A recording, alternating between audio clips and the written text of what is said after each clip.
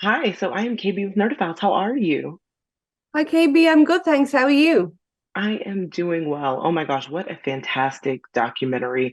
My first question really is, how did you, as the director, kind of balance the actual footage? Like, what was the determination behind balancing the actual footage versus the reconstructed footage that you used within the documentary?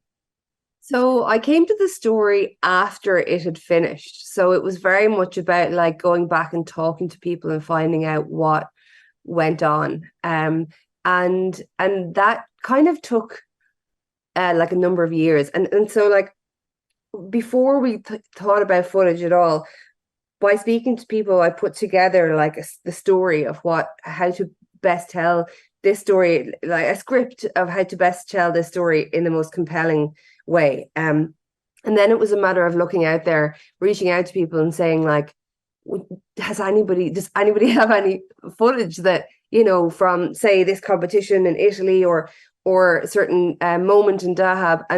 And sometimes we'd come up with like one picture and then we'd see somebody in the background who might be holding something that might look like a camera. We'd say, who's that? And we'd find out, okay, that's Stefano. We'd get in touch with Stefano, and Stefano would say, oh, I think I might have that on a hard drive in my wardrobe. And it was COVID, so everybody was at home and they had time to go look in the wardrobe. Um, and like Stefano, for example, found footage that was like 500 gigabytes of material of Alessia, and that just kind of kept happening every moment that we went out to the world and said, like, world, do you have, was this moment, was this day filmed?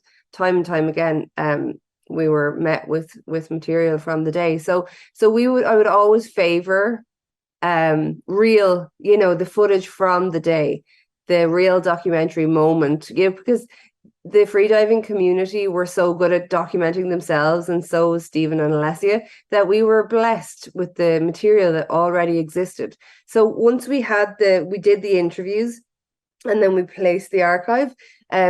We had an incredible editor, Julian Hart, who really like helped to weave the stories with together and make the scenes, even when we only had like, 3 or 4 shots. He would be able to put it together in a way that felt like with 6 cameras on it.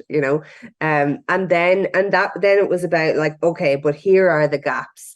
And it was only when we'd use as much of the archive as we could possibly use that we then say, but we just do need to cover this moment that say wasn't shot on the day. Um, and so we storyboarded those scenes. We knew exactly what we needed to shoot, and we shot in a way that reflected the way the material was shot on the day. So we ended up filming in Dahab in Egypt, in the Bahamas, in Mexico, in cenotes in Mexico, and in the sea. So I didn't know anything about filming underwater beforehand, and we had an incredible team of scuba diving cinematographers, but also free diving cinematographers, and like that's something that like when a free diver is shooting, there's a kind of fluidity that's kind of in the material that you don't really get with the scubas, because they're kind of like tied down a little bit, but the free divers can kind of move with the free diver that's in the shot, and it can just look so different and really, really stunning. So yeah. Oh my gosh, that's incredible. I would have never, I mean, honestly, because I knew nothing about free diving going into this. And when you said crafting like the most compelling story, it really was because when I first started watching it, I thought that it was going to be more of a love letter to Alessa. And then by the time you get to the end, it becomes really a love letter about Stephen. And so it was so interesting to kind of go through the entire thing. But you saying the technicalities behind it and saying that you had free diver cinematographers, it's absolutely incredible to me because like even just learning about their culture, their community, and what such high regard they hold each other, and then knowing that someone went down there with a, I'm like it's making me a little bit nervous, but also it's so incredible, but You know, also I'm getting very hot.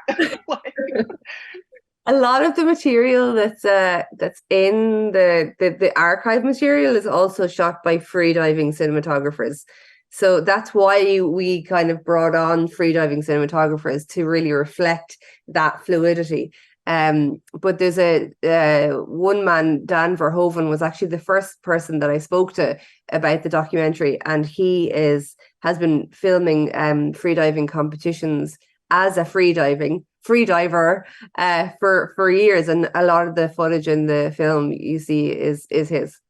Oh my gosh. Well, let me just tell you, it's incredible. I truly cannot wait for people to see it because it is so interesting. There's so much information that you get. And then even just the individuals and the subjects that you pick. I mean, Alessa and Steven alone, just their hearts and the types of human beings that they are, and then their drive and their passion in this community was so incredible to watch and to see. And I think it is quite brilliant and it is quite emotional too, and much like I said, I mean, I was holding my breath kind of like majority of the time because it is quite nerve-wracking, but in a way that brings about a humanity that you don't often get to see, I feel like, within this community.